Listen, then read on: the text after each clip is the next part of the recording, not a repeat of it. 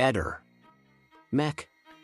Pallister. Ecco alcuni commenti al video della GoPro, pubblicato ieri. Passa 2 volte a Piazza della Borsa, la prima passa sotto il colonnato, ma da là sotto l'orologio che sta sopra non si può riprendere, allora fa tutto il giro, Piazza Unità, riprende l'orologio e poi ritorna a Piazza della Borsa sbucando da una via proprio di fronte al palazzo della Camera di Commercio, dove sopra c'è l'orologio, e da quella posizione lo può riprendere. Capite perché poi uno si insospettisce? Ma che caspita di video sono? Sembrano video che uno farebbe solo se ha bisogno di un alibi. Questi sono video fatti da un fotoreporter come si autonomina lui stesso o sono video fatti solamente per far notare che lui era impegnato a fare video e non poteva essere altrove, ma questi video li ha fatti nel tempo. Ma siccome pensa che siamo tutti rincoglioniti quindi può mostrarci la qualunque, poteva girare un'altra dozzina, mentre c'era gente, se avete bisogno di un alibi perfetto chiamate Mr. Pinocchio, professionalità garantita, ha un po' esagerato. Ma si parla di alibi quindi meglio abbondare. Sicuramente i video non ti rimandano una città a ridosso del Natale, e l'albero della piazza è ancora più spoglio di spelacchio di romana memoria. A che pro provare la GoPro che usava Gia da tempo?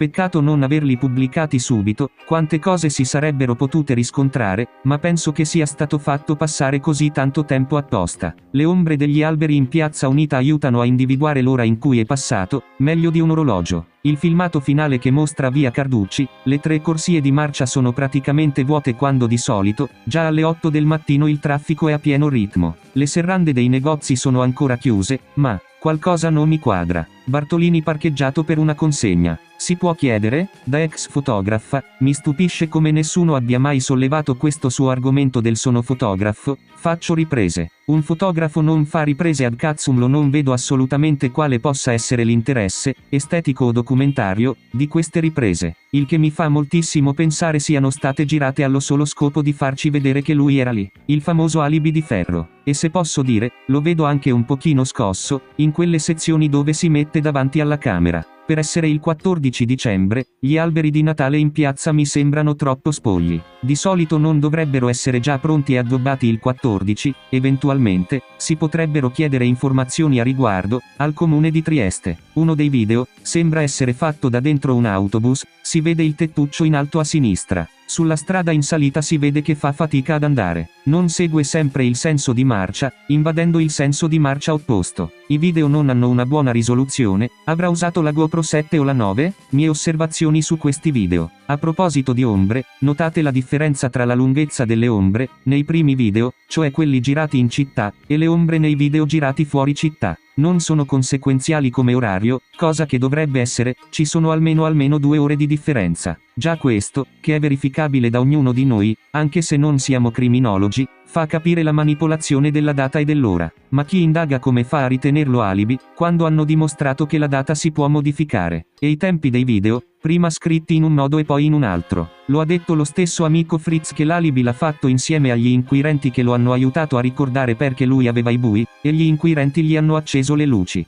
Ehi, non dimenticare di iscriverti a questo canale.